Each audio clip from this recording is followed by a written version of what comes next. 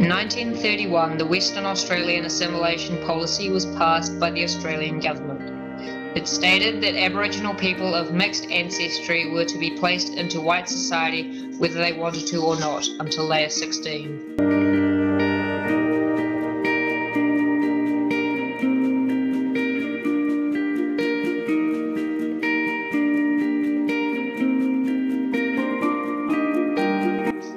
The concept was that once you breed a half-caste child with a white person and keep doing that for around 3 generations, then the Aboriginal blood would be purged out of the child's system. This process was called assimilation and gave the Western Australian Assimilation Policy its name.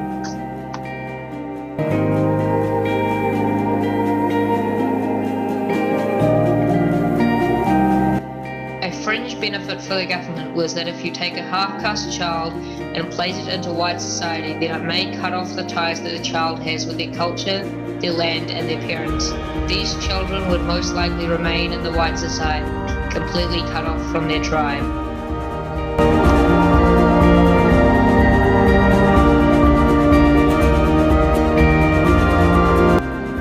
The white people, though, they thought they were pure and chaste in this nonsensical and insensitive act. Little did they know about all of the Aboriginals back in their tribes, grieving the loss of their children once this assimilation started.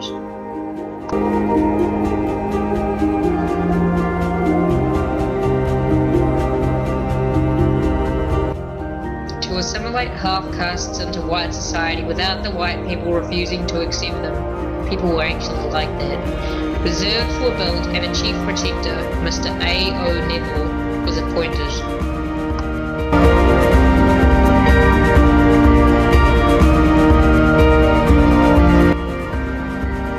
Quote from Mr. Neville is, "In 50 years we should forget that there were any Aborigines in this country."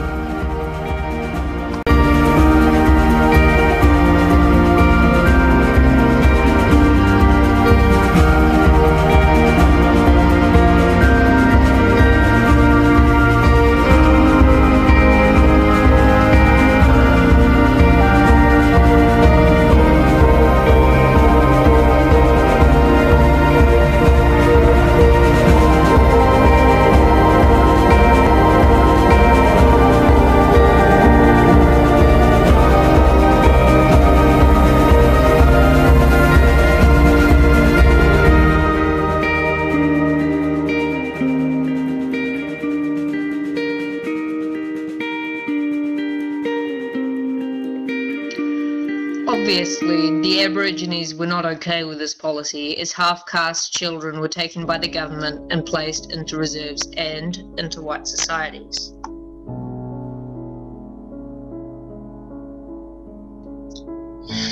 Unfortunately, the white Australians had anticipated this and so made the Western Australian Assimilation Policy the law.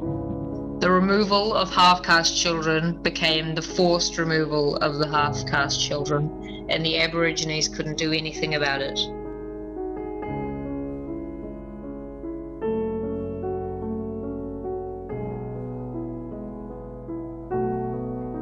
The movie Rabbit Proof Fence is a true story about 3 half-caste girls who escaped from Moore River Camp in Western Australia.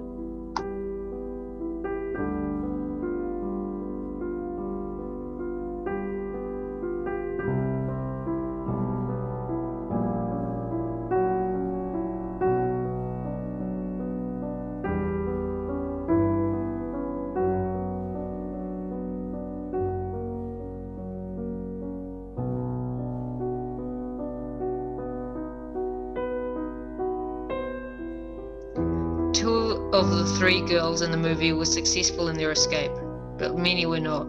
Cruel and unnecessary punishments were used on attempted escapees.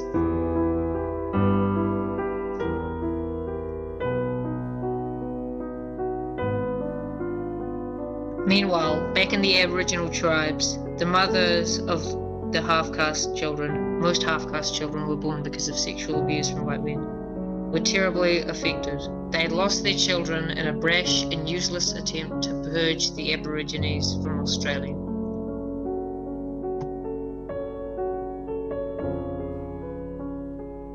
The Western Australia assimilation policy was ended in 1970, 3 years after the introduction of the Aborigines referendum.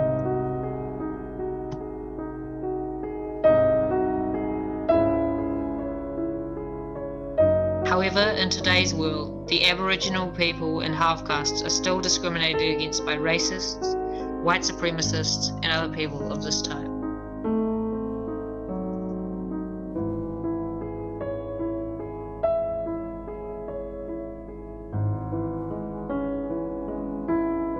The policy was so ingrained in Western Australia that it had the lowest percentage of people voting for the Aborigines referendum in 1967.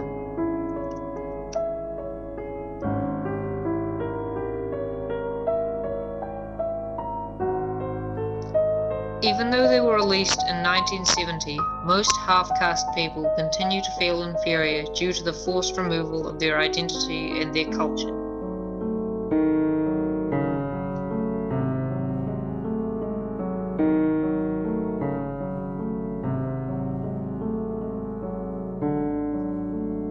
Molly, one of the girls that made it back in the rabbit-proof fence, had 2 daughters.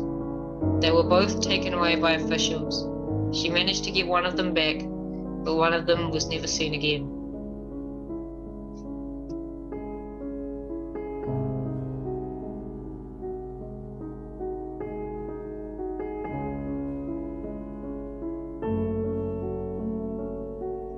In the reserves or white societies, half-castes learned white culture and had a lack of acknowledgement towards Aboriginal culture. If they were released and went into their tribes, they would feel inferior, as they knew nothing of their own culture or racial identity. Half-castes who began to feel very inferior got depressed and turned to suicide as a result.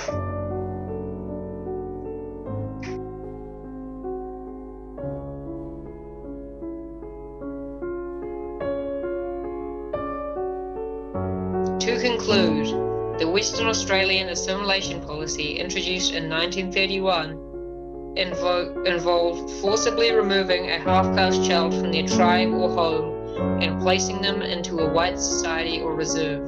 This was managed by the Chief Protector, who was the legal guardian of every half-caste or Aboriginal in Western Australia who was under 16.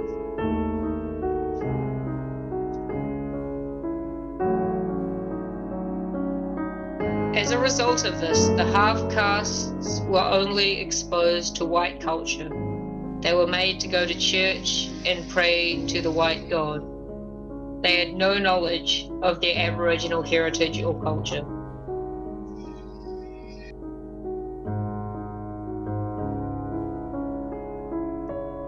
This non-knowledge of Aboriginal culture meant that when the half-castes were released, if they were released, into their Aboriginal tribes and therefore Aboriginal culture, they did not know the land, the ceremonies, or the religion.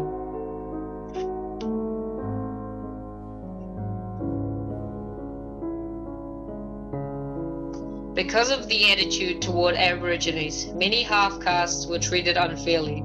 This, along with feelings of inferiority towards their own family, drove them to depression and even suicide, or returning to the white society where all they knew resided.